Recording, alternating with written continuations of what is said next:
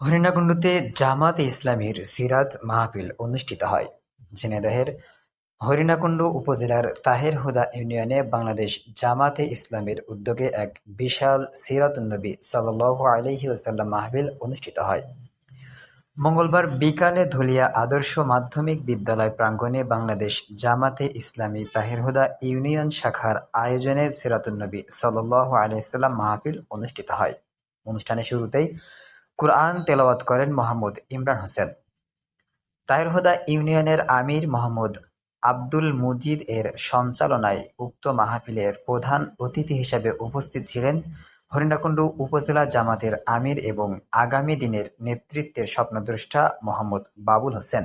তিনি মহানবী হজরত মুহাম্মদ সাল্লাল্লাহু আলাইহি ওয়াসাল্লামের জীবন আদর্শ ও বর্তমান সমাজে তা অনুসরণের গুরুত্ব নিয়ে বক্তব্য রাখেন।